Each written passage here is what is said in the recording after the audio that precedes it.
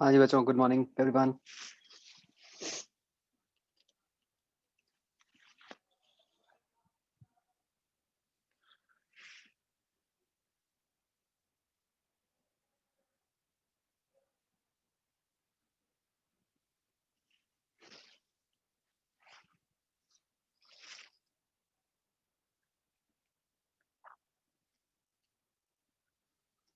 और बच्चों, ये संडे तो रिलैक्स था पिछले संडे के बाद। तब तो 2 टेस्ट थे।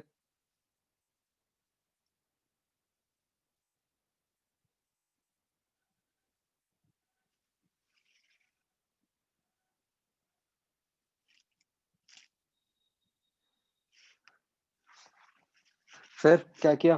पढ़ाई की या कुछ नहीं?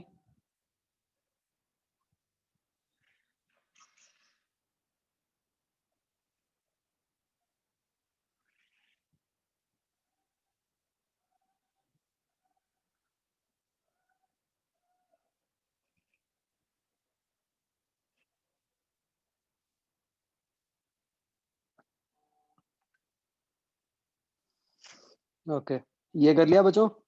Exercise 01 telescope.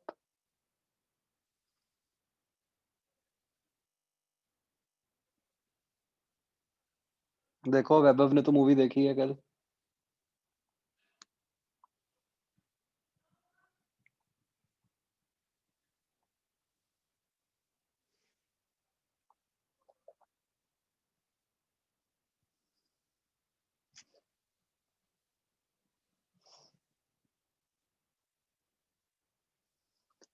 यार, मेरे से जबरदस्ती गाना मतलब सुनवा लिया गया। ऐसा नहीं है मुझे आता है गाना कोई।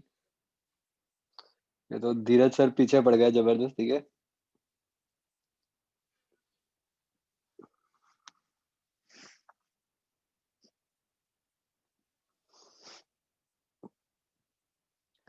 हाँ जी। हाँ बच्चों, एक्सरसाइज 0 में कोई डाउट?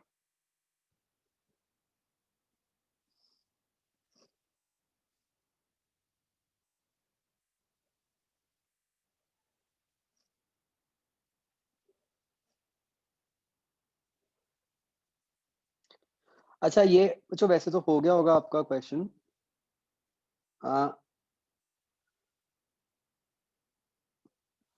इसमें थर्ड क्वेश्चन के सी पार्ट का क्या आंसर आया था, यस या नो?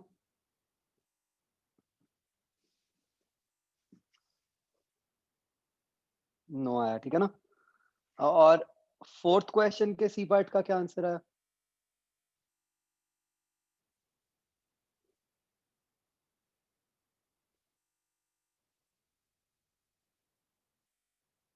उसका यस आया, है ना। तो बच्चों, ये एक बात याद रखने वाली है कि मतलब एक ऑब्जेक्टिव टाइप में क्वेश्चन आ सकता है कि कब मैग्निफिकेशन और मैग्नीफाइंग पावर सेम आती है। तो वो तब आती है जब आपको इमेज कैपिटल डी पे दिख रही हो। राइट।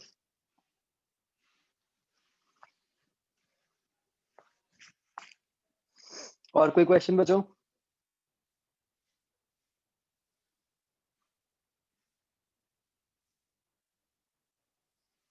Exercise 0 done.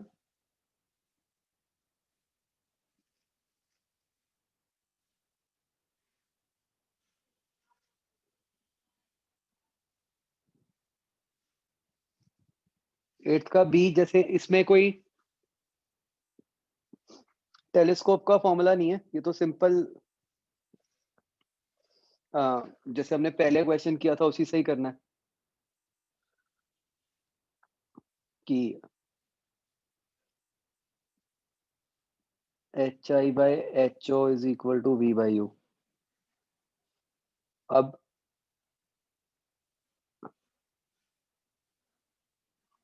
टेलीस्कोप जो इमेज बनाएगा वो इस तरह से उसने बनाई फोकस पे।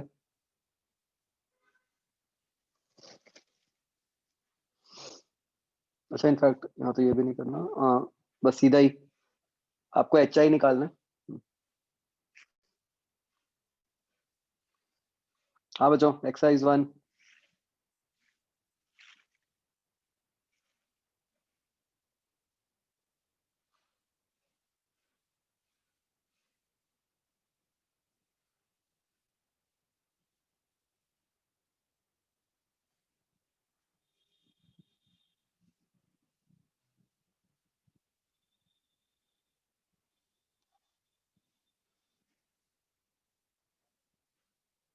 बच्चों डाउट नहीं है, किया नहीं है?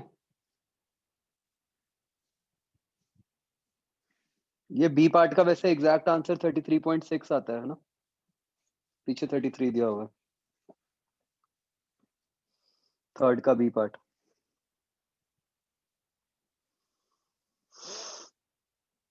हाँ जी, डन।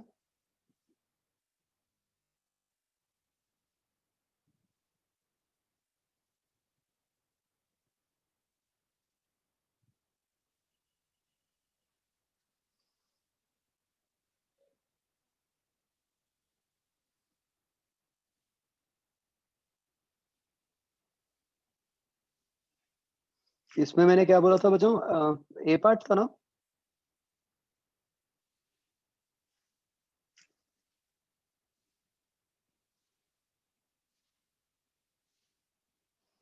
यस।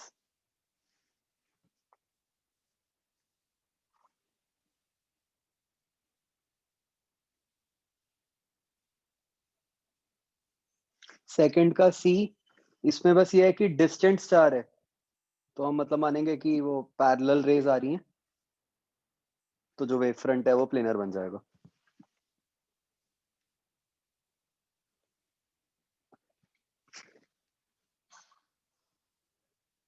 11th अभी छोड़ दो बच्चों, 11th मैंने आपको करवाना है, मतलब वैसे तो है नहीं सिलेबस में, बट स्टिल मैं करा दूंगा। और कोई क्वेश्चन बच्चों? ओके।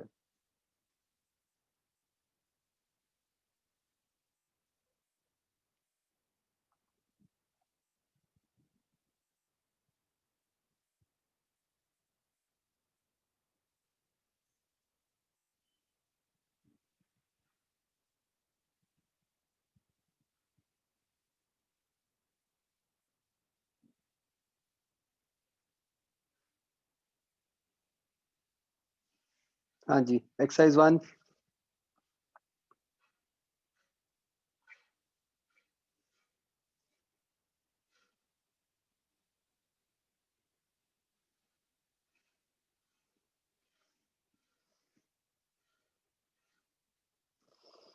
7th क्वेश्चन हमने लास्ट टाइम पढ़ा था कि कोहेरेंस होनी चाहिए, कोहेरेंट सोर्सेज होने चाहिए।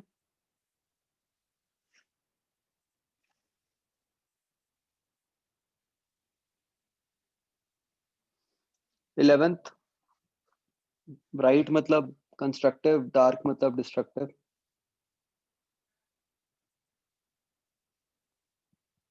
और 15th तो भी करना है।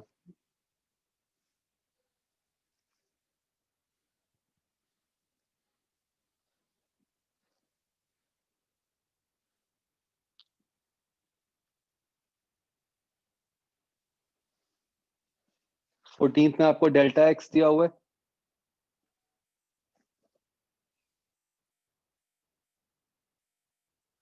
इससे आप डेल्टा फाई निकाल लो और उसको उससे इसके अंदर पुट कर दो। ये देख लो बच्चों, आज हमने बेसिकली जो क्वेश्चंस करने हैं सारे इसी टाइप के करने हैं।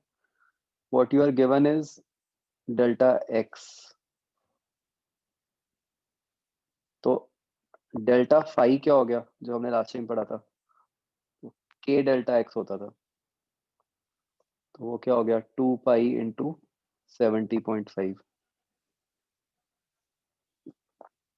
तो ये बन गया 141 पाई। तो 141 पाई को अगर हम उसके अंदर पुट करेंगे अपने फॉर्मूला में, what will be cos of 141 pi? Odd आ गया ना, तो वो -1 आ गया, तो -1 पे क्या हो जाएगा, डिस्ट्रक्टिव इंटरफेरेंस, तो वो डार्क हो जाएगा। अंडरस्टूड?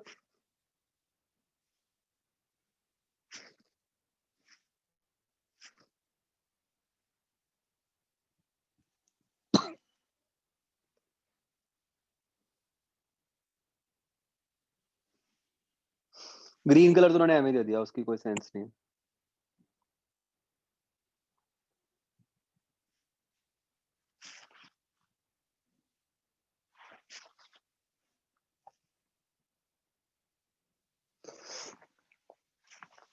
ओके।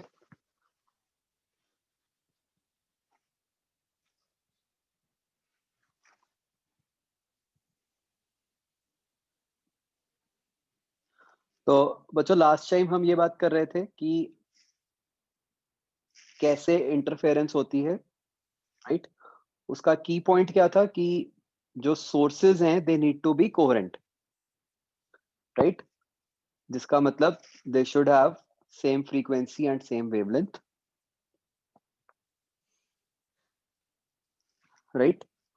तो उस केस में जो हमारा रिजल्टिंग इंटेंसिटी है I1 plus I two plus two root I1 I2 cos delta phi बन गई, या जो रिजल्टिंग एम्पलीट्यूड है वो A1 square plus A2 square plus 2A1 A2 cos delta phi बन गया। ठीक है, जो डेल्टा फाई है वो बन जाता है K delta X plus phi two minus phi one, right? Okay, अब बच्चों मान लो अगर हमारे सोर्सेस इनकोहेरेंट हैं,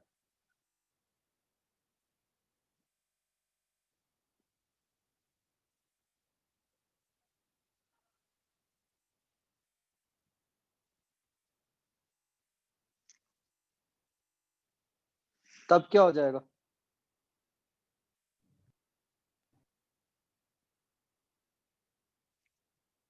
मतलब क्या प्रॉब्लम क्या आएगी इनकोहेरेंट सोर्सेस के साथ? उस केस में जो डेल्टा फाई है that keeps on changing with time.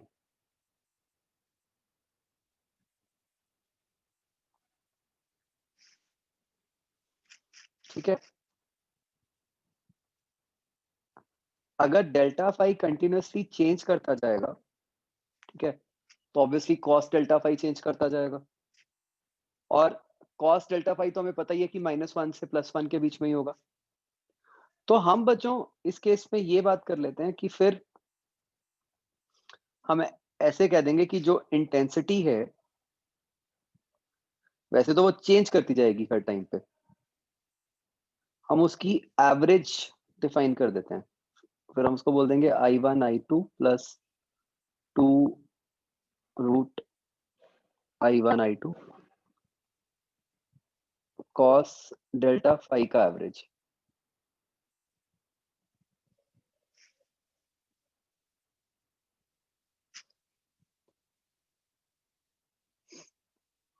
और अब ये वैल्यू क्या होगी बच्चों, कॉस डेल्टा फाई का एवरेज 0। तो इनकोहेरेंट सोर्सेज में जो इंटेंसिटी होती है, तो चाहे वो लिखा भी ना हो तो भी हमें यही मानना होता है कि वो एवरेज ही होती है। तो that is simply I1 plus I2। ठीक है, एंड लाइकवाइज जो एम्पलीट्यूड स्क्वायर है वो बन जाएगा A1 square plus A2 square. आप लॉजिक समझ गए इसका कि क्या डिफरेंस है between coherent sources and incoherent sources? Coherent sources में cos डेल्टा फाई की टर्म भी कांस्टेंट ही होती है, जो कि कुछ ना कुछ चेंज कर देगी इंटेंसिटी को। इनकोहेरेंट सोर्सेज में वो हमेशा ही I1 प्लस I2 ही होगी।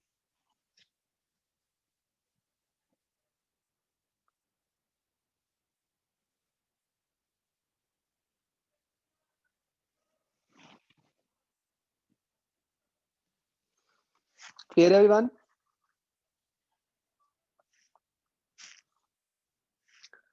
फिर बच्चों एक बात और हमें जो समझनी है कि दो इंडिपेंडेंट सोर्सेस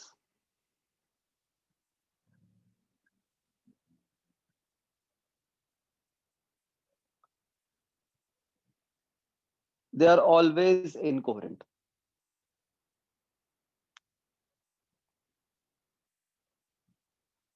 ठीक है, तो सोचने में लगता है कि इसमें क्या मुश्किल है, सेम फ्रीक्वेंसी सेम वेवलेंथ ही करनी है, बट बिल्कुल एग्जैक्ट फ्रीक्वेंसी और वेवलेंथ सेम करना पॉसिबल ही नहीं होता। क्या आप इसका रीजन सोच सकते हो बच्चों, क्यों पॉसिबल नहीं होगा?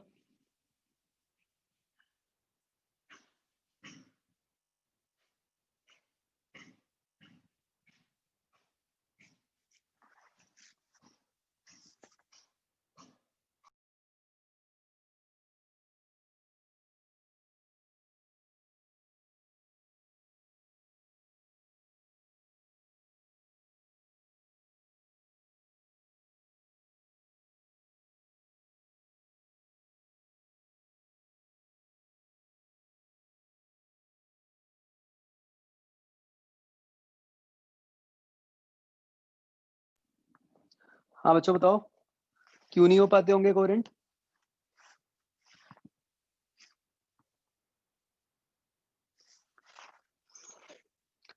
तो जो फ्रीक्वेंसी जो होती है वो कहाँ पे डिटरमिन होती है? लाइट कैसे प्रोड्यूस होती है? एटॉमिक स्ट्रक्चर याद करो, जो ट्रांजिशन होता है इलेक्ट्रॉन्स का, राइट?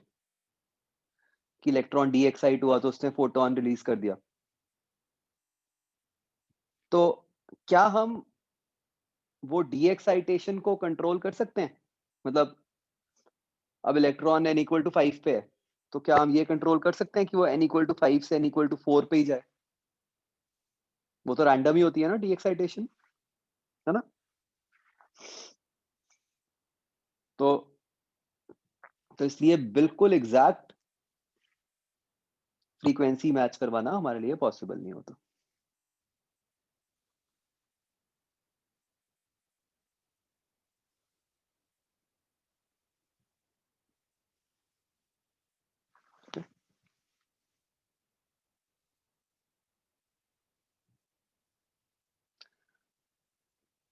सो वी विल सी कि हम कोहेरेंट सोर्सेज कैसे बनाते हैं। तो ये तो एक बहुत बड़ी लिमिटेशन हो गई कि हम कोहेरेंट सोर्सेज ही नहीं बना सकते।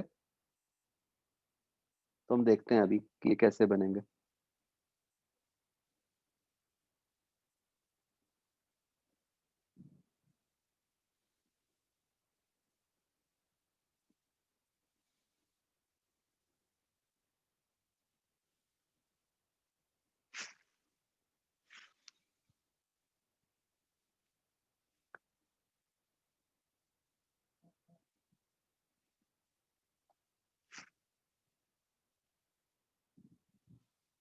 ओके, तो बच्चों अब हम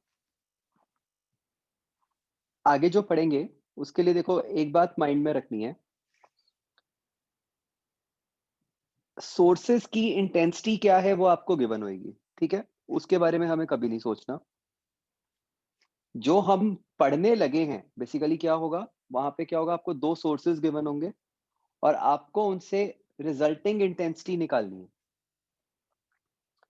तो अब रिजल्टिंग इंटेंसिटी निकालने में क्या क्वांटिटी इन्वॉल्व हो रही है? सारे का सारा खेल है कॉस डेल्टा फाई का, राइट? तो बेसिकली ये जो पूरा चैप्टर है वो इस पे बेस्ड है कि कैसे अलग अलग सिचुएशंस में कॉस डेल्टा फाई की अलग अलग वैल्यू आएगी और उसके हिसाब से इंटेंसिटी की क्या वैल्यू बनेगी रिजल्टिंग, ठीक है? And what we can see is कि कॉस डेल्टा फाई किस पे डिपेंड करता है? K delta X plus phi two minus phi one. तो आपको सिचुएशन में जो ज्योमेट्री दी होगी आपको उसके हेल्प से बस ये देखना है कि ये K delta X plus phi two minus phi one की टर्म क्या बनती है, उससे हम आइडिया लगा लेंगे। तो मतलब अगर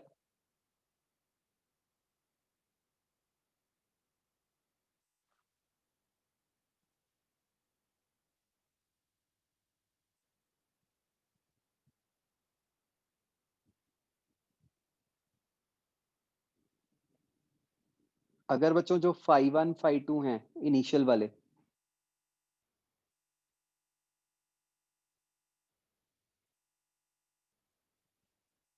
तब तो डेल्टा फाई जो है वो सिंपली के डेल्टा एक्स ही हो जाएगा, ठीक है? जो कि आप देखोगे कि for most of the cases ऐसा ही दिया होगा आपको। तो अब कंस्ट्रक्टिव इंटरफेरेंस की क्या कंडीशन हुई बच्चों?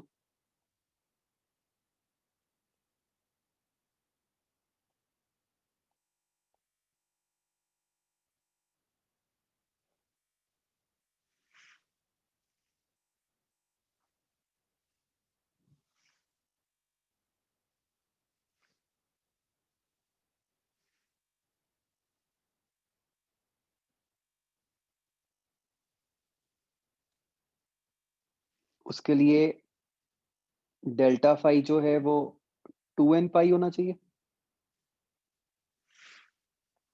हाँ? ये सबसे जनरल कंडीशन हो गई। अगर हम उसमें स्पेसिफाई कर दें कि भाई phi one phi two zero है तो बन गई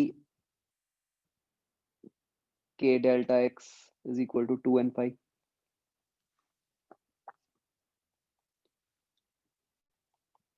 तो ये बन गया 2 pi by lambda delta x is equal to 2n pi. तो which implies delta x is equal to n lambda.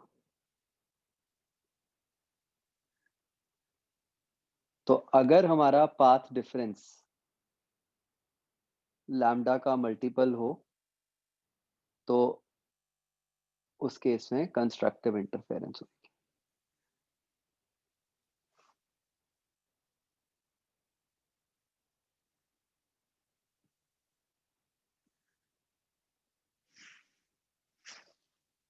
But बच्चों एक बात का याद रखना है कि ये तभी आया है अगर phi 1 phi 2 0 है.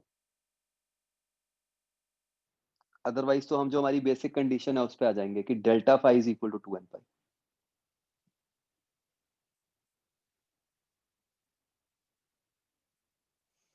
Right. So this is our basic condition. बाकी तो सारे इसके स्पेशल केसेस हैं.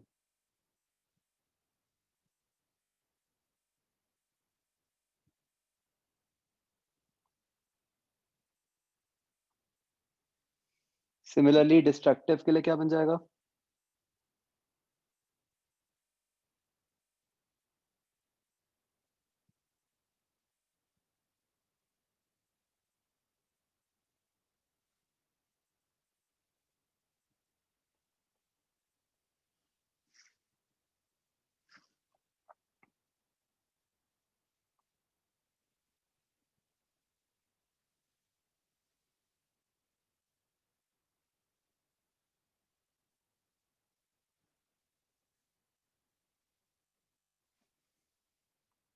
और इसको अगर मैं सिंप्लीफाई करूंगा phi 1 phi 2 0 करके तो I will get delta x is equal to n minus half lambda.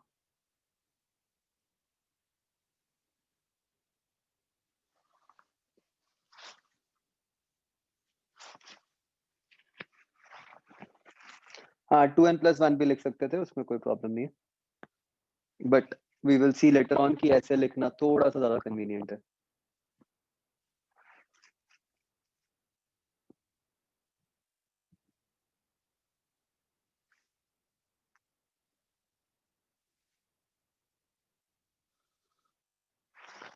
तो बच्चों मतलब सीधी बात क्या याद रख सकते हैं हम कि अगर odd multiples of lambda by 2 होंगे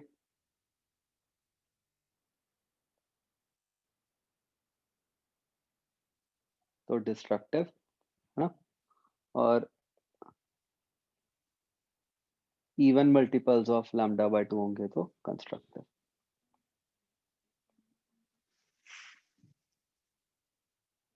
right.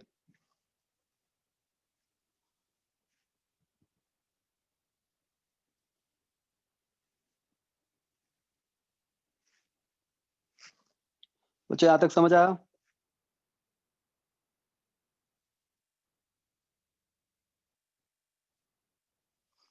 Okay.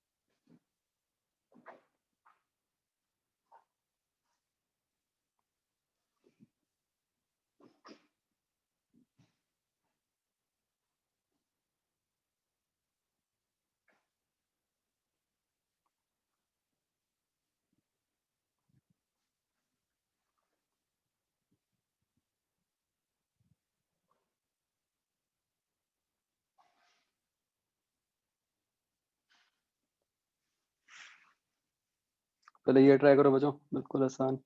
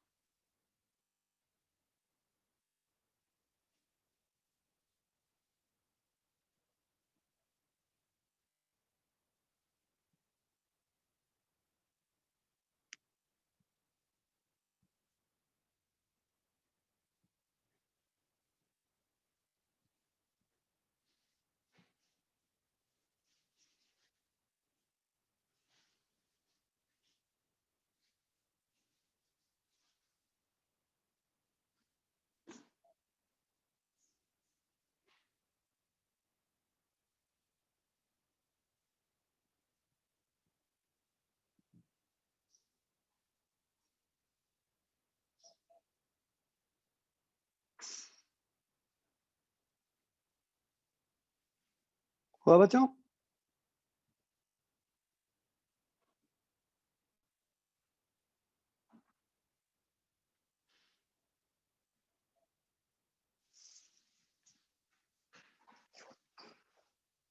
Your answer will be in terms of lambda only.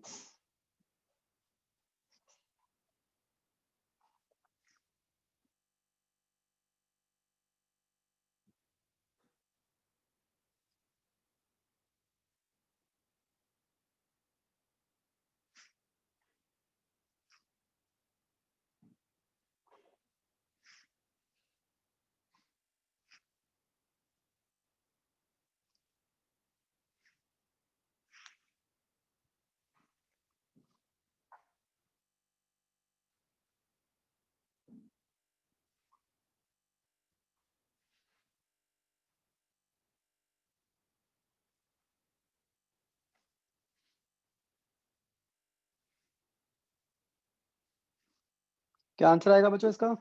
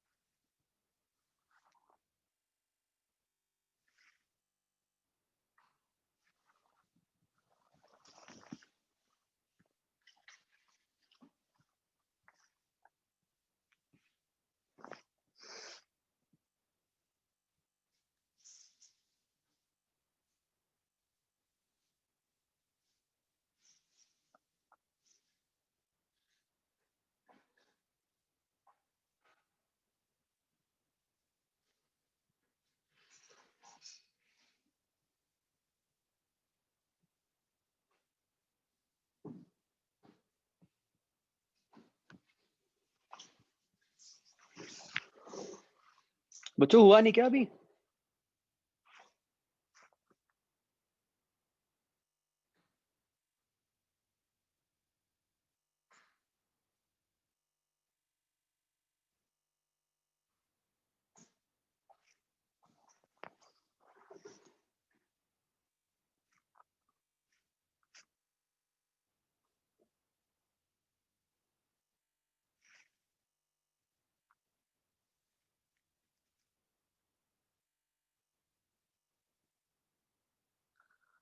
अच्छा, इसमें एक थोड़ा-सा इन्फॉर्मेशन और होनी चाहिए थी। Closest 4 points on x axis.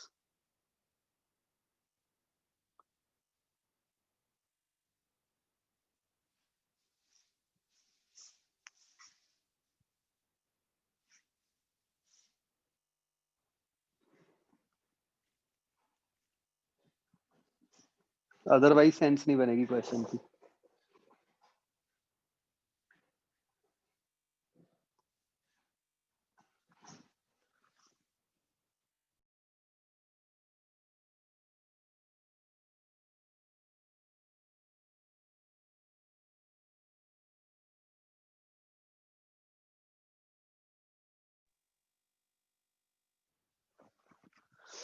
हाँ, बच्चों, अब बताओ, अब तो ठीक हो गया?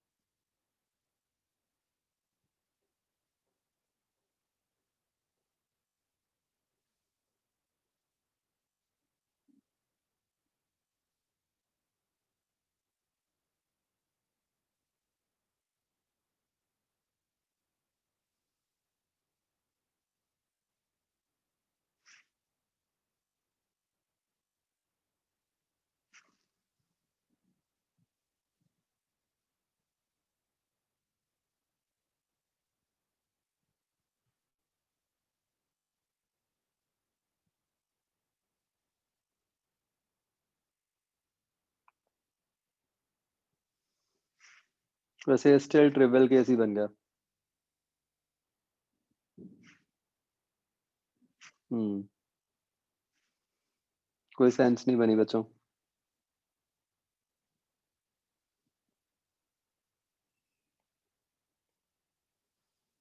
तो एक्स एक्सिस के ऊपर तो सारे पॉइंट्स पे कंस्ट्रक्टिव इंटरफेरेंस ही होगा।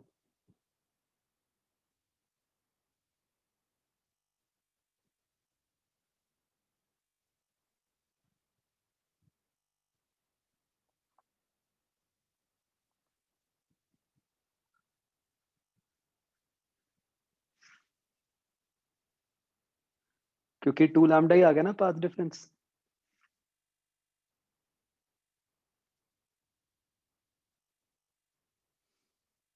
एक्स एक्सिस के ऊपर अगर आप कोई भी पॉइंट लोगे, उसका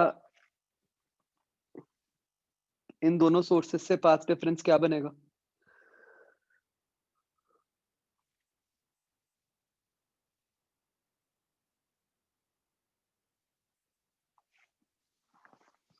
देखो बच्चों, 2 लैम्ब्डा ही बनेगा ना?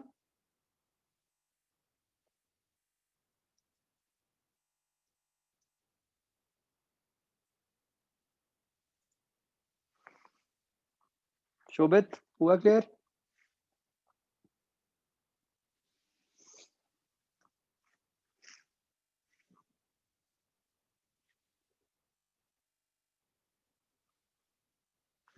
सर अगर जैसे वो वेव की तरह जा रहा होगा तो वो 2 लैम्डा के बाद ही एक्स एक्सिस पे आएगा ना जो लाइट होगी। नहीं, नहीं, नहीं, पाथ डिफरेंस पे हम वेव नहीं बनाते। पाथ डिफरेंस तो एक्स कोऑर्डिनेट का डिफरेंस होता है ना, जो अंदर होता है। वो तो आप सीधा ऐसे बनाओगे बस कि इसका ये हो गया और दूसरे का अच्छा। ये हो गया। अब कोई वेव नहीं बनानी। ओके।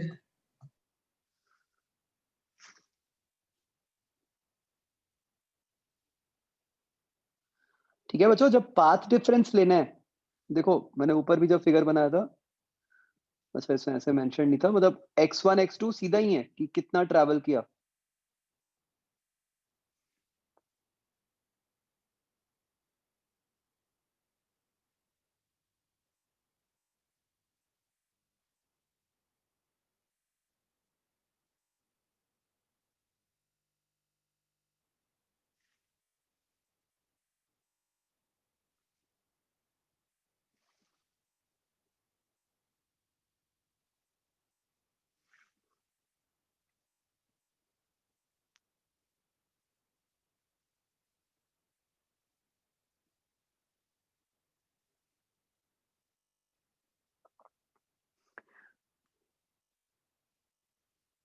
हाँ, ओरिजिन पे ये बच्चों 2 लैम्डा कौन-कौन से पॉइंट्स पे आएगा? बताओ मुझे ज्योमेट्री से।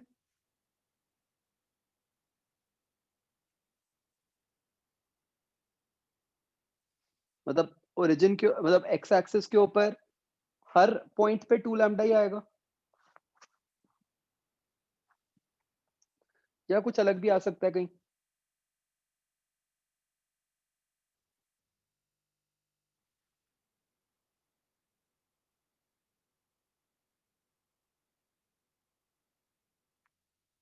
ये बेसिकली जो सोर्सेस के बाहर है ना? मतलब एक्स ग्रेटर दैन लैम्डा और x less than minus lambda के लिए तो 2 लैम्डा ही आएगा। और अगर आप उनके बीच में कोई पॉइंट लो फिर?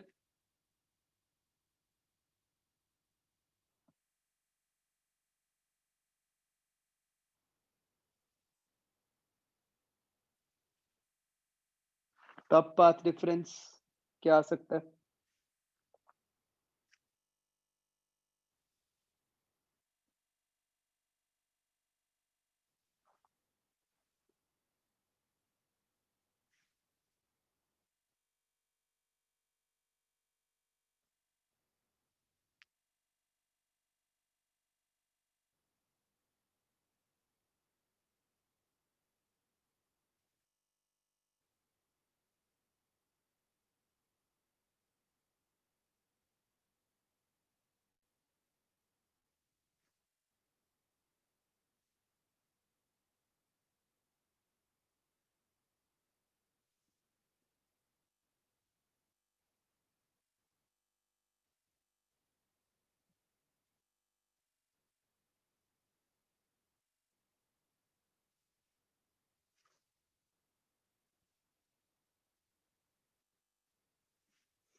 मतलब वो तो एक्स पे डिपेंडेंट आ जाएगा, है ना?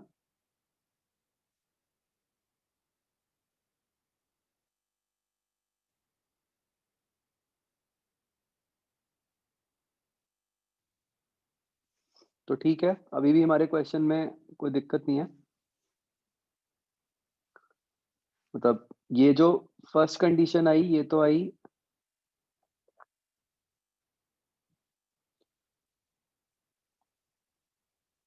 For x greater than lambda और x less than minus lambda.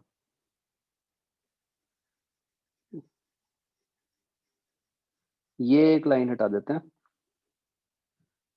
अब अगर मैं पॉइंट बच्चों कहीं इन बिटवीन ले रहा हूँ,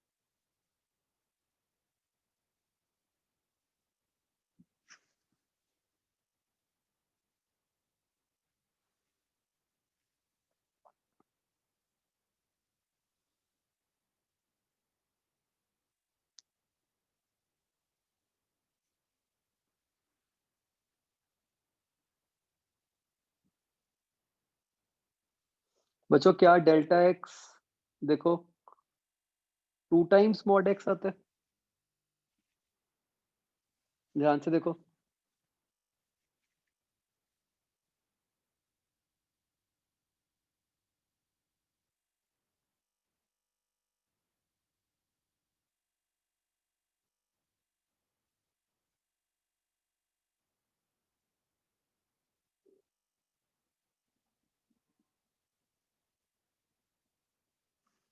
यार 2 लैम्डा ही आ रहा है।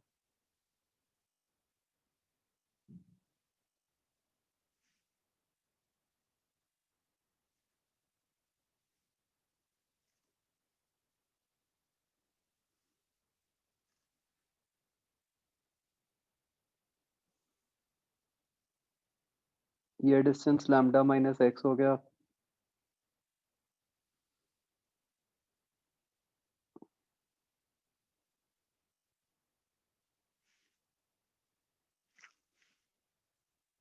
ये डिस्टेंस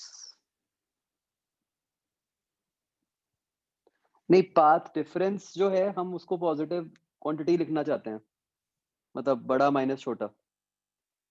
पाथ डिफरेंस हम नेगेटिव नहीं लिखते।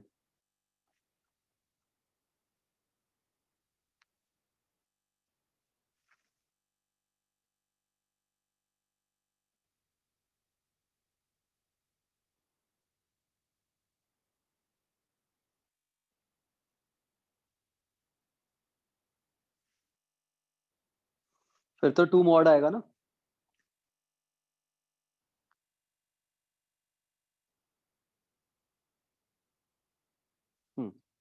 तो अब बच्चों क्या आंसर बन जाएगा हमारा? अब हमें नहीं, पाथ डिफरेंस तो सब्ट्रैक्ट करके ही आएगा ना। पाथ डिफरेंस क्या है? दोनों ने जितना जितना वेव्स ने पाथ ट्रैवल किया उसका difference.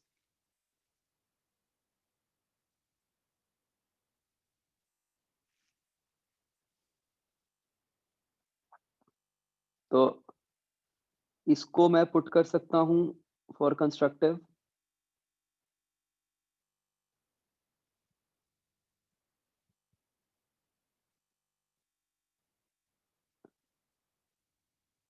Equal to n lambda, where n is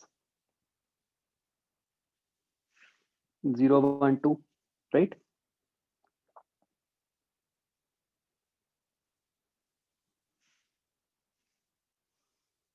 तो बच्चों अब देखो हमारे 4 क्लोजेस्ट पॉइंट्स कौन कौन से आ गए?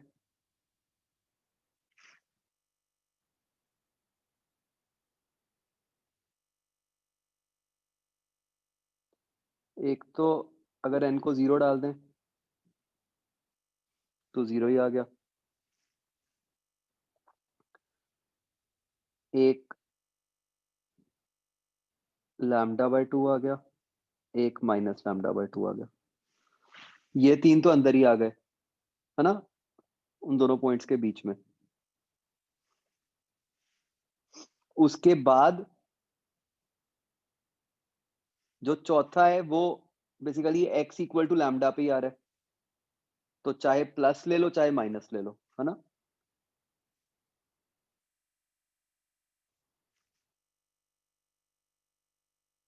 ये 3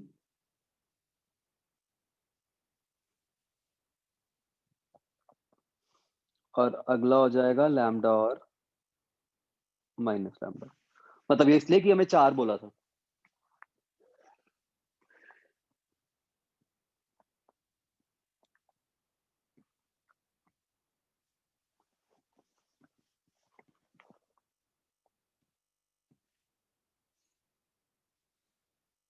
एक बार बच्चों दोबारा गो थ्रू करो पूरे क्वेश्चन से।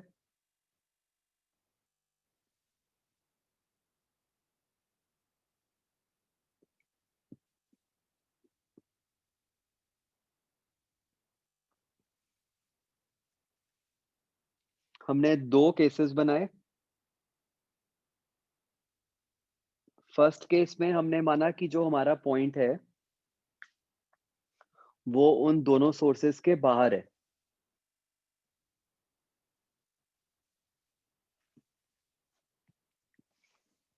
तो हमने उसके लिए पाथ डिफरेंस लिखा। वो पाथ डिफरेंस क्या आ रहा है? 2 लैम्डा। तो हमें ये तो समझ आ गया कि उन दोनों सोर्सेस के बाहर अगर हम कोई भी पॉइंट लेते हैं तो वहां तो कंस्ट्रक्टिव इंटरफेरेंस है ही है, उसमें तो कोई सोचने वाली बात ही नहीं है। ठीक है जी। अब हमने कहा कि मान लेते हैं कि जो हमारा पॉइंट है उन दोनों सोर्सेस के बीच में है।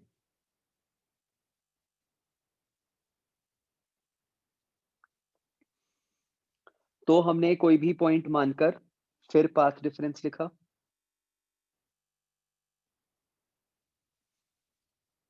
ठीक है। तो अगर मैं इन बिटवीन कहीं पॉइंट मानता हूं बच्चों, तो एक तरफ से डिस्टेंस हो गया लैम्डा माइनस एक्स, एक तरफ से डिस्टेंस हो गया लैम्डा प्लस एक्स। तो जो इन दोनों पाथ्स का डिफरेंस है उसको हमने लिख दिया है 2 mod डेल्टा x, क्योंकि हमें नहीं पता कि कौन सी क्वांटिटी बड़ी है और कौन सी क्वांटिटी छोटी है।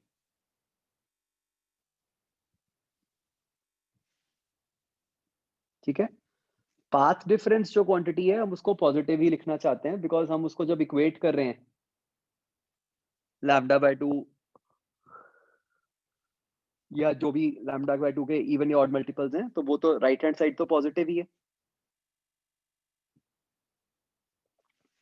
तो ये आ गया 2 mod x, इसको पुट किया n लैम्डा। n क्या हो सकता है 0 1 2 में से कुछ, तो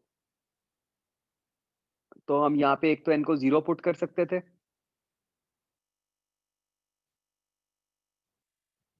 एक हम n को 1 पुट कर सकते हैं।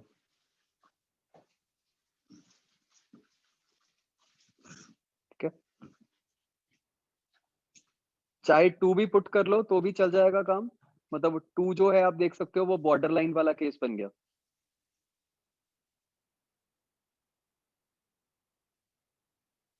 बाउंड्री वाला, मतलब चाहे उनको उसको दोनों पॉइंट्स के बीच वाला कह दो, चाहे बाहर वाला कह दो।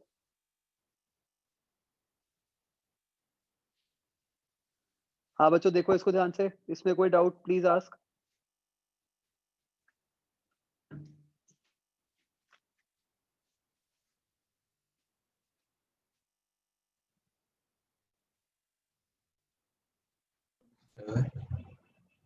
हाँ जी। सर ये मतलब पॉसिबल कैसे होगी चीज ये?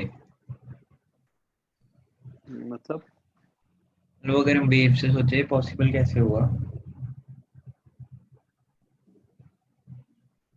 ये वेव की इक्वेशन से ही निकाले ना हमने कंडीशंस।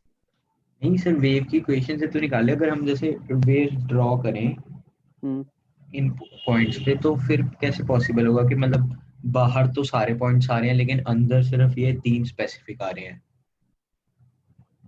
नहीं, ये तो उस वेव की पाथ डिफरेंस पे डिपेंड कर रहा है ना।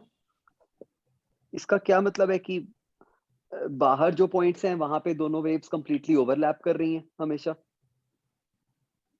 अंदर हाँ जी। कुछ पॉइंट्स पे ऐसा बन रहा है कि जब एक वेव ऊपर है तो दूसरी वेव नीचे।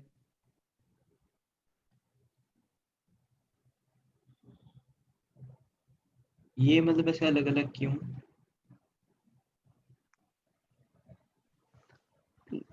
देखो ये तो इस पे डिपेंड करेगा ना, जब आप दो वेव्स को कंबाइन करने लगे हो,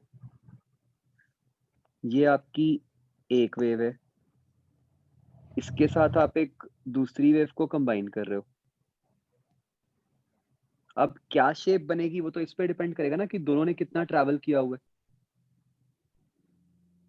डिपेंडिंग अपॉन कि दोनों ने कितना ट्रैवल किया हुआ है, ऐसा भी हो सकता है कि दोनों जब वो एक जगह पे पहुंचे तो दोनों पॉजिटिव ही पहुंचे तो ऐड हो जाएगा। ऐसा भी हो सकता है कि एक का पॉजिटिव हो और एक का नेगेटिव हो, तो वो सब्ट्रैक्ट भी हो सकता है।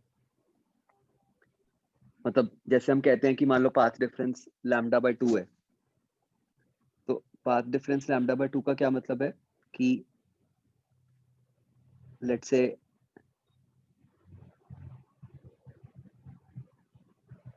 एक वेव ने तो ऐसे ट्रैवल किया हुआ है जब वो पहुंच रही है किसी पॉइंट पी पे, और दूसरी वेव ने अभी सिर्फ 1/4 ही ट्रैवल किया हुआ है,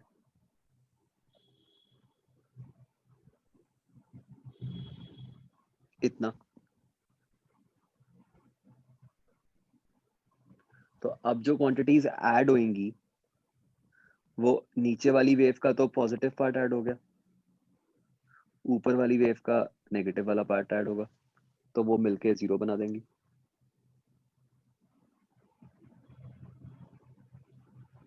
मतलब कि लैम्डा और माइनस लैम्डा के जो बाहर वाले पॉइंट्स हैं वो मतलब फ्लैट लाइंड हो जाएंगे? हाँ वो फ्लैट लाइन हो जाएंगे, यस। नहीं फ्लैट लाइन नहीं, लाइक मतलब मैक्सिमम। मैक्सिमम, हाँ। ठीक है।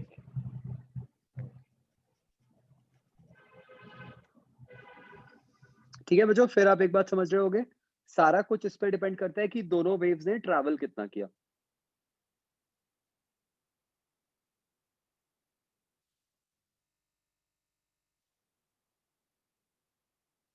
Is this clear?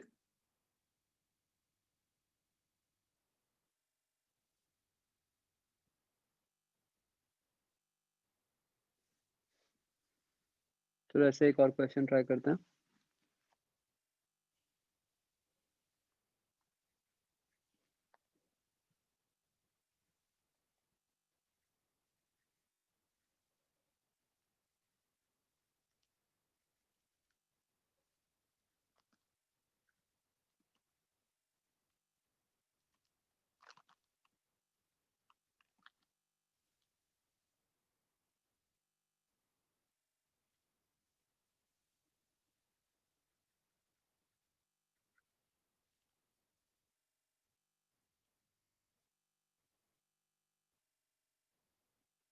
ये बच्चों ध्यान से करना।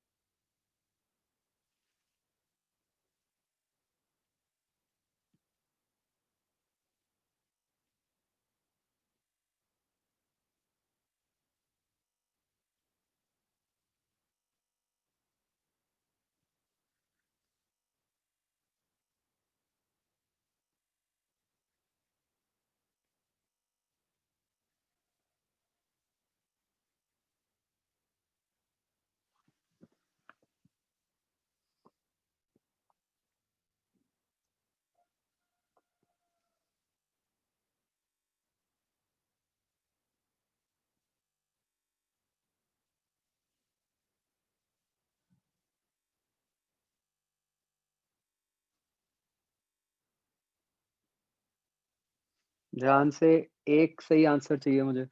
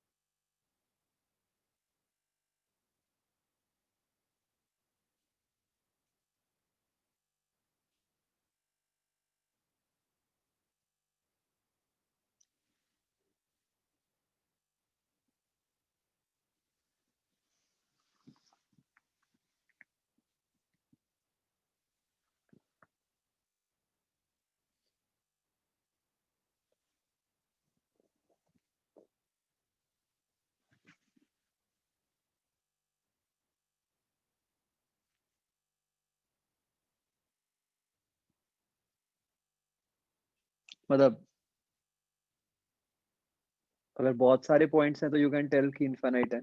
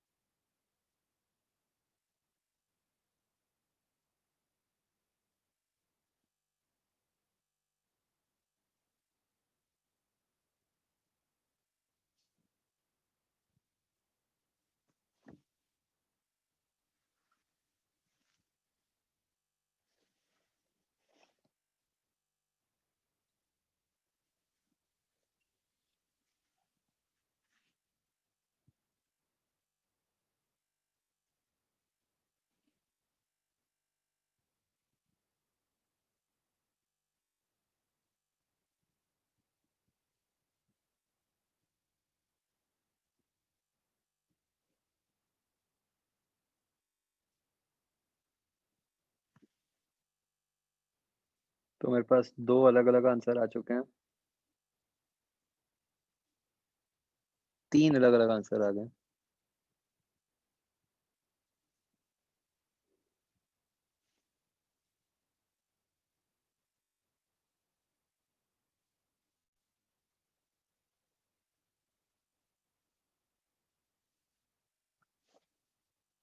फोर लैम्डा का इंक्लूडिंग एक्सक्लूडिंग वाला केस कैसे बन गया? हम तो एक्स एक्सिस के ऊपर ले रहे हैं ना सारे पॉइंट्स।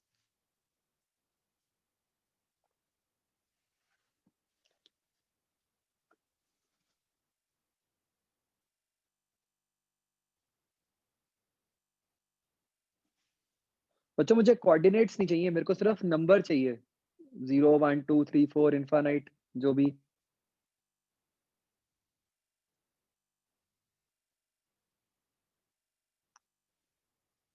ट्राई करो, सबका होना चाहिए, कुछ भी मुश्किल नहीं है इसमें।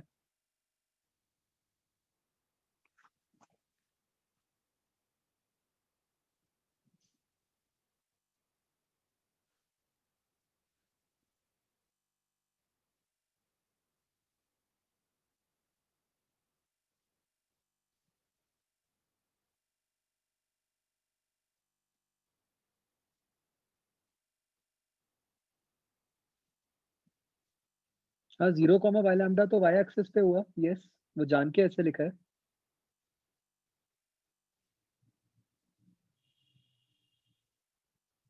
तो मतलब यहाँ वो तो केस ही नहीं बन रहा, पॉइंट्स तो सारे बाहर ही हैं।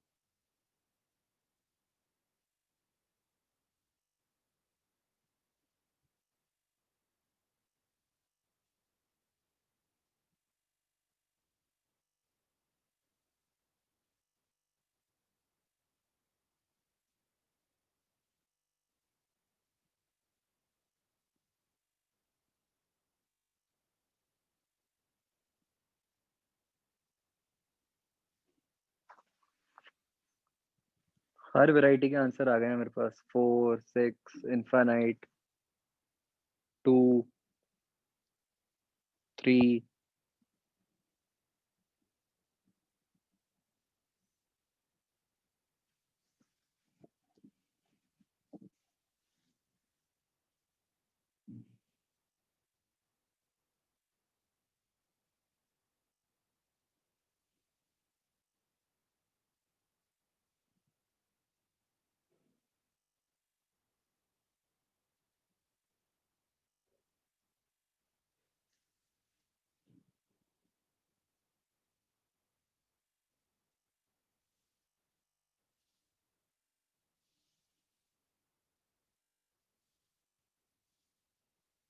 अभी तक 6 आंसर चल रहा है मेजोरिटी में।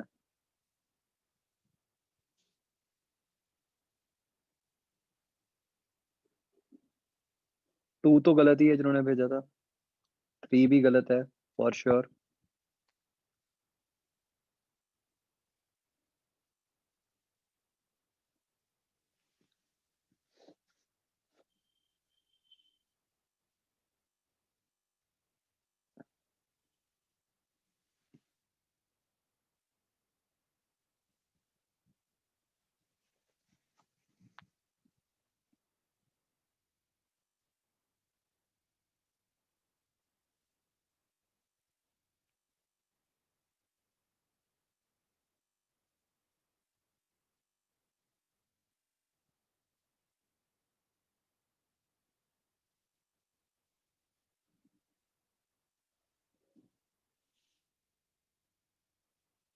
चलो देखते हैं बच्चों।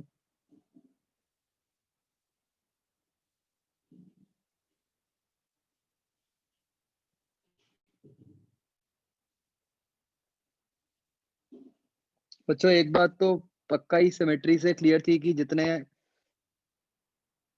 पॉइंट्स प्लस एक्स एक्सिस पे आएंगे उतने ही पॉइंट्स माइनस एक्स एक्सिस पे आएंगे।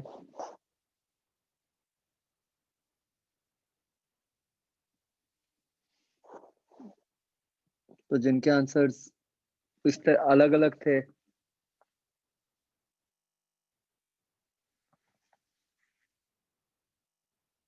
वो तो पॉसिबल ही नहीं है।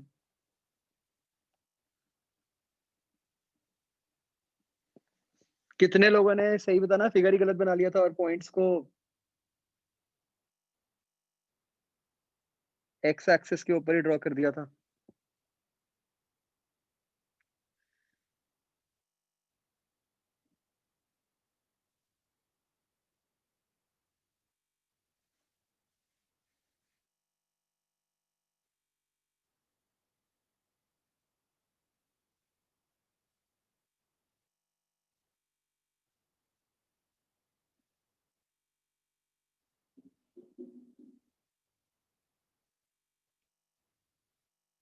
तो हम पॉजिटिव एक्स एक्सिस के लिए सॉल्व करते हैं और फिर उसको 2 से मल्टीप्लाई कर देंगे।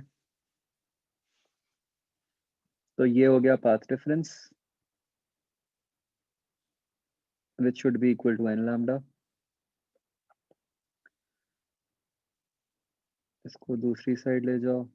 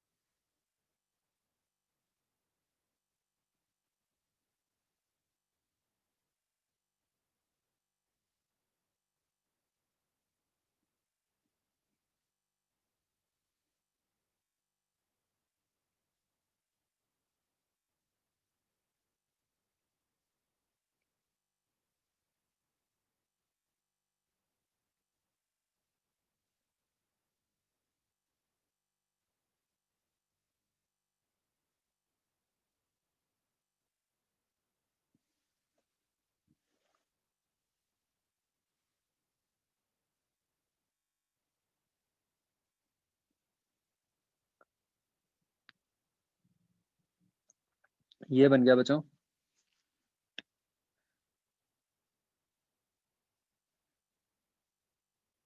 n हमारा पॉजिटिव है तो this quantity should be greater than 0। Origin भी एक्सक्लूड करने को बोला गया है, तो 16 minus n square is greater than 0, n square less than 16, तो n हो सकता है 0 1 2 3।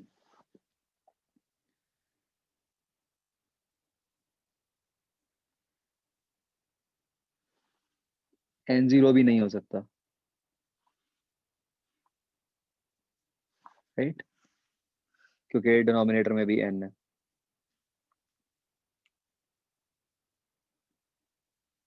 तो n की 3 वैल्यूज हैं, 1 2 3, जिसके लिए हो सकता है। एंड ऑफ कोर्स ये दूसरी तरफ भी सेम पॉइंट्स ही आएंगे। तो यस, जो मेजॉरिटी वाला आंसर था 6, यही ठीक आंसर है।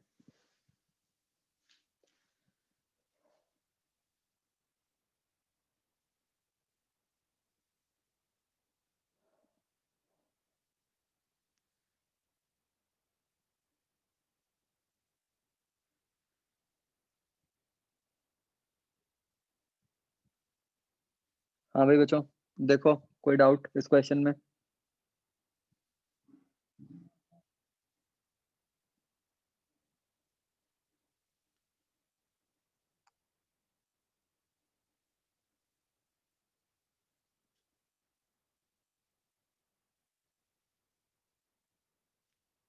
बोलो भाई।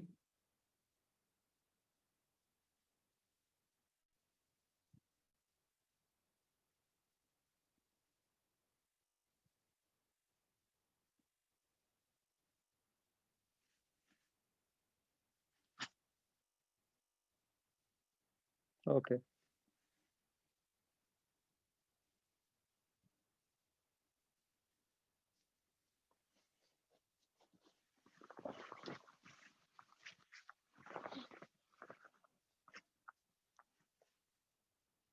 तो बच्चों आप लोग अंडरलाइन कंसेप्ट समझ गए हो कि बेसिकली हम पाथ डिफरेंस निकालते हैं और उससे फेज डिफरेंस निकालते हैं।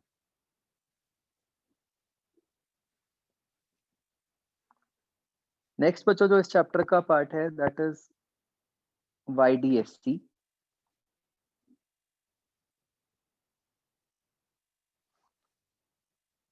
YDSC का होता है बच्चों, ये बेसिकली एक एक्सपेरिमेंट है। इसकी इंपॉर्टेंस ये है कि इसने वेव नेचर ऑफ लाइट को एस्टैब्लिश किया था। तो this is known as Young's double slit experiment.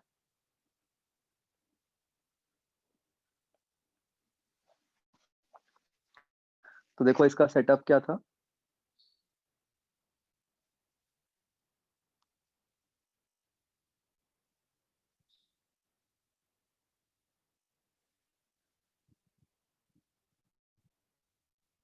एक पॉइंट लाइट का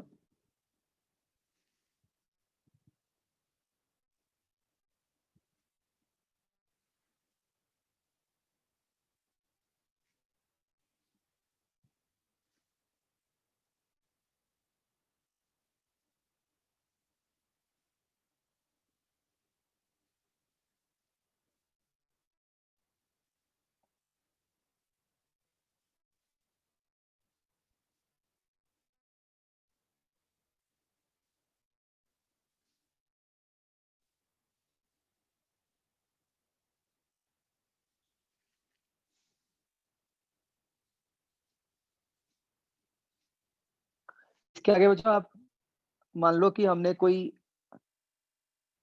ओपेक सा स्क्रीन रख दिया।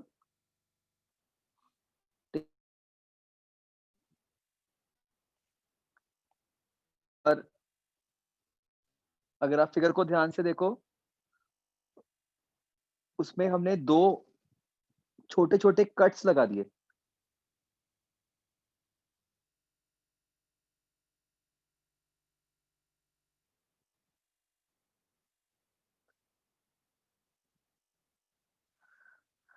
ठीक है, इनको हम कहते हैं एज स्लिट्स। ये मतलब ऐसे सोचो कि पॉइंट सोर्स है, उसके आगे आपने एक कोई शीट बिछा दी, शीट मतलब लटका दी, और उस शीट के अंदर आपने एक ब्लेड से हॉरिजॉन्टल कट्स लगा दिए। हम जो बना रहे हैं दिस इज साइड व्यू। ठीक है, तो ये बेसिकली हॉरिजॉन्टल कट्स हैं।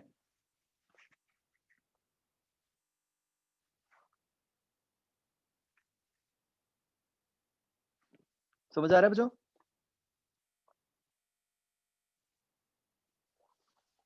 और ये हमने आगे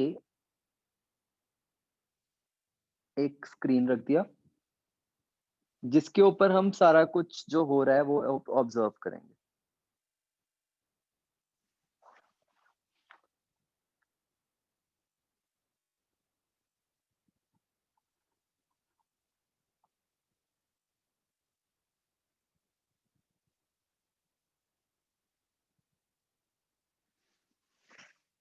ये डिस्टेंस है बच्चों कैपिटल डी,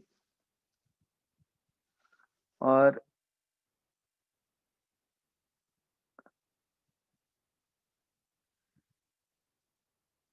ये जो S1 S2 के बीच में डिस्टेंस है दिस इज स्मॉल डी।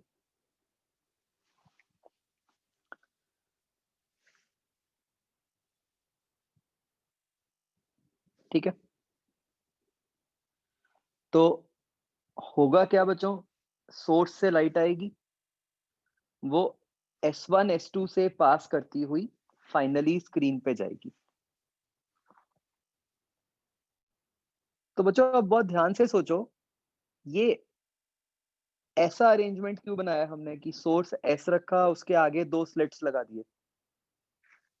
भाई स्क्रीन को क्या लग रहा है कि लाइट कहां से आ रही है?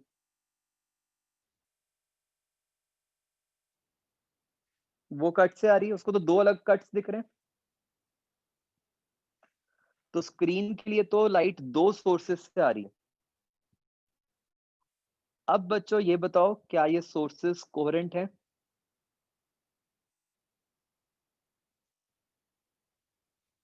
यस, क्योंकि अंडरलाइन सोर्स तो राइट।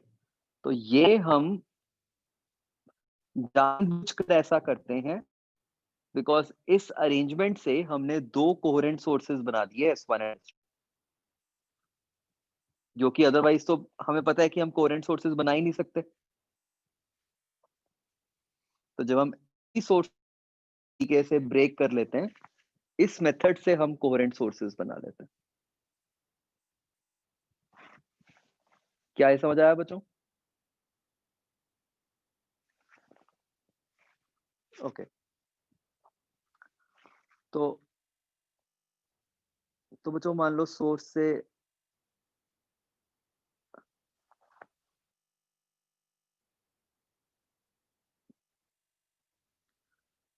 लाइट इस तरीके से गई एंड अब हम यहाँ एक स्क्रीन के ऊपर कोई भी एक जनरल पॉइंट ले लेते हैं P,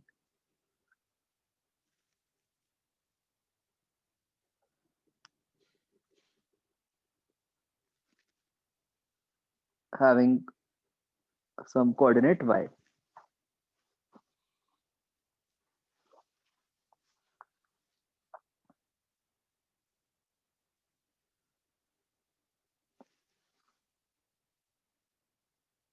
अब S2 से P पर लाइट पहुंची लाइक दिस,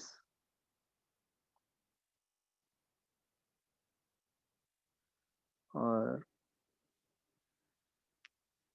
S1 से लाइक दिस। सबसे पहले तो बच्चों क्या लाइट इस तरह से जा सकती थी?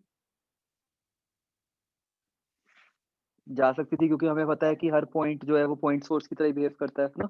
तो S1 S2 से लाइट हर डायरेक्शन में ही जा रही होगी।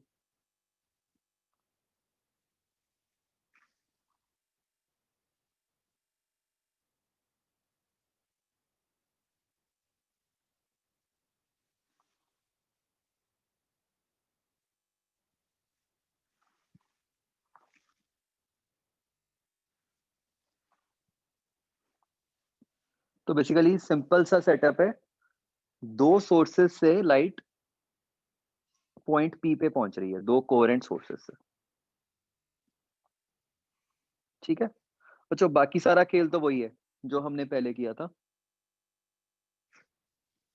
ये ब्लू लाइन क्यों बनाई है मैं अभी समझाता हूँ। ब्लू इज नॉट मतलब सम लाइट रे, ये तो एक कुछ रेफरेंस के लिए बनाई है। ये एंगल थीटा को यूज करना है हमने, इसलिए बनाई है मैंने। ठीक है, लाइट जो है वो रेड है।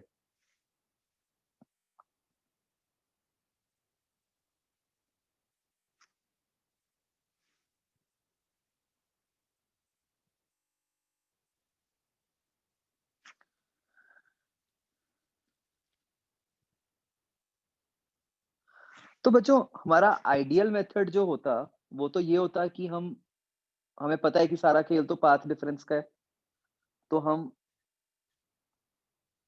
पाथ डिफरेंस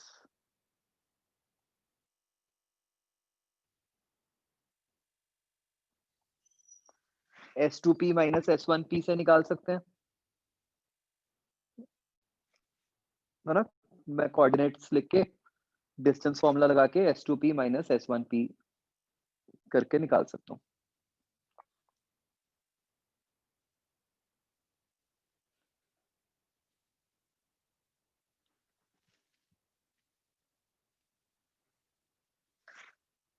अब बच्चों इस पर्टिकुलर एक्सपेरिमेंट के लिए हम 2 अप्रोक्सीमेशंस यूज करते हैं।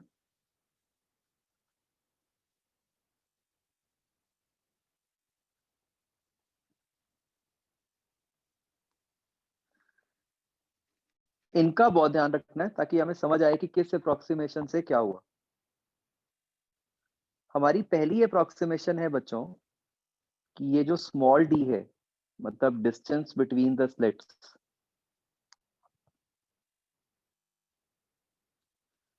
That is much small compare to capital D. Capital D क्या है? स्लिट्स और स्क्रीन के बीच का डिस्टेंस।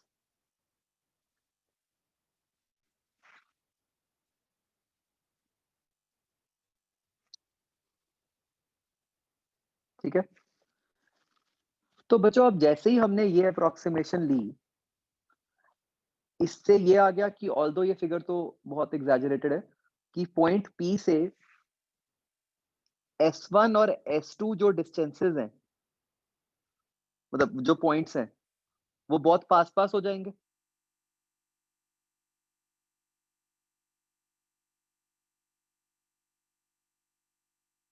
है ना?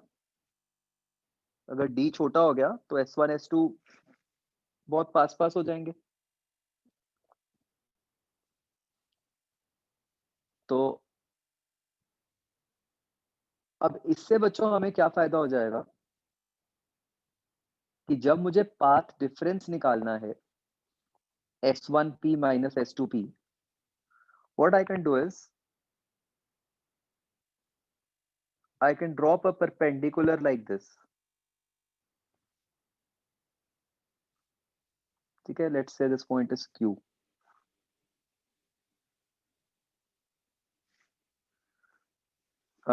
सबसे पहले तो ये बताओ कि ये वाला एंगल कितना होगा बच्चों?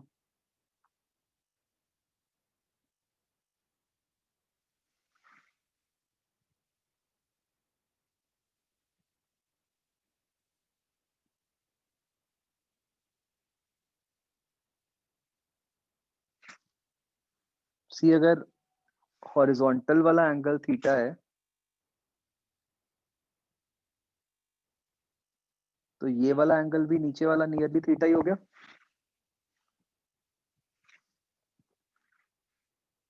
है ना? पास पास ही है पॉइंट्स।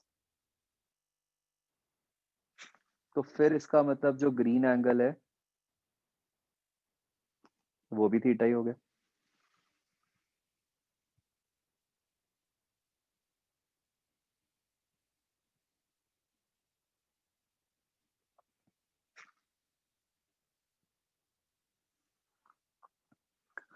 तो बच्चों इस अप्रोक्सीमेशन के कारण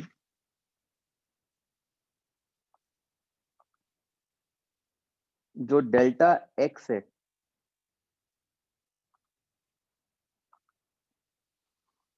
क्या मैं उसको सीधा S2Q पुट कर सकता हूं?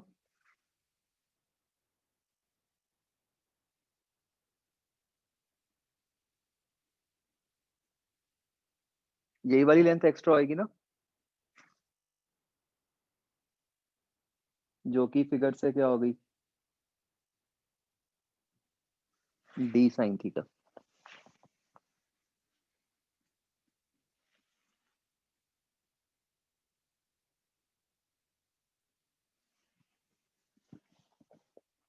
देखो भी ध्यान से,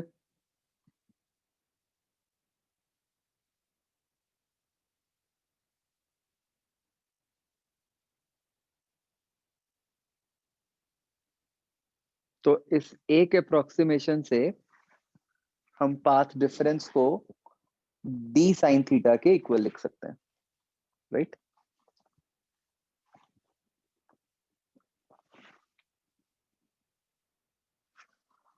अब बच्चों हमारी दूसरी अप्रोक्सीमेशन है कि y is much smaller compare to d। मतलब हम जो पॉइंट ले रहे हैं P, वो स्क्रीन के सेंटर के बिल्कुल पास ले रहे हैं। इससे क्या हो गया? sin theta nearly equal to tan theta,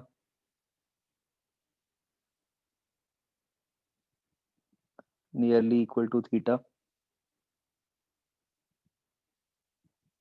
वो क्या बन गया? y by D, right?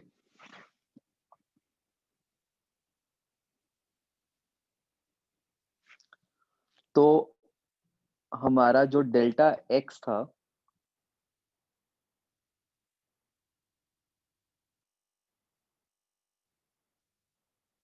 वो बन गया dy/dt।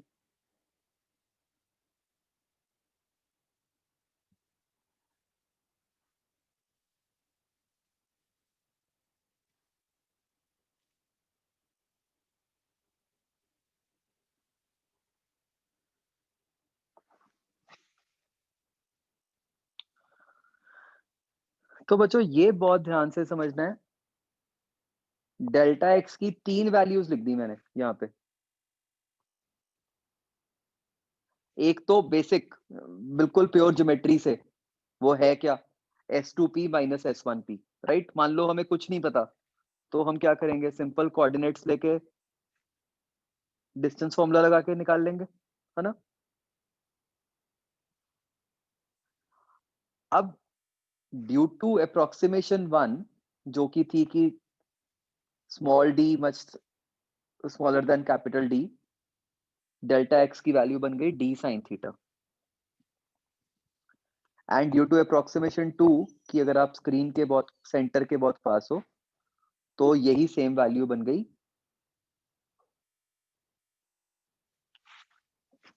Equal to dy/d। समझ आ गया बच्चों?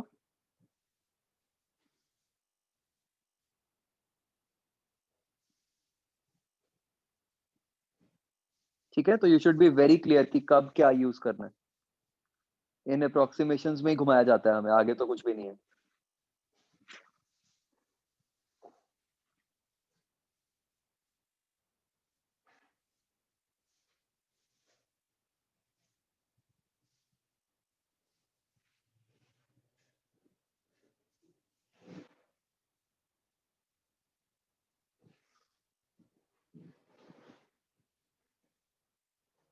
नीट में तो अप्रोक्सीमेशंस का कोई काम ही नहीं है। नीट के लिए तो आप बस ये सबसे नीचे वाला फॉर्मूला याद रख सकते हो सीधा।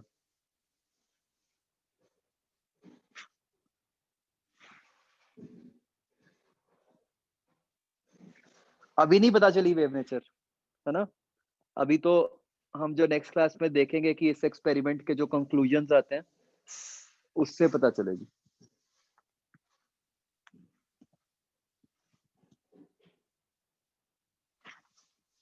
ये राइट एंगल ट्रायंगल बन गया ना S1 S2 Q, उससे आया।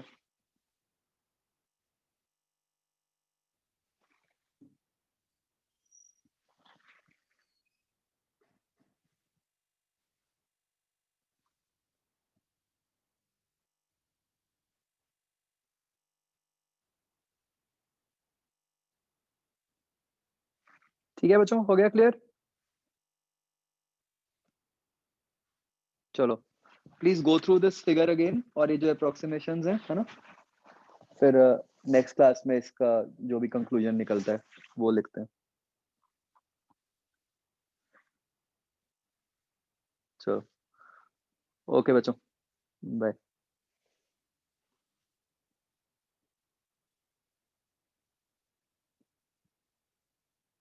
एक्सरसाइज 2 कंप्लीट कर लो रे ऑप्टिक्स की, है ना।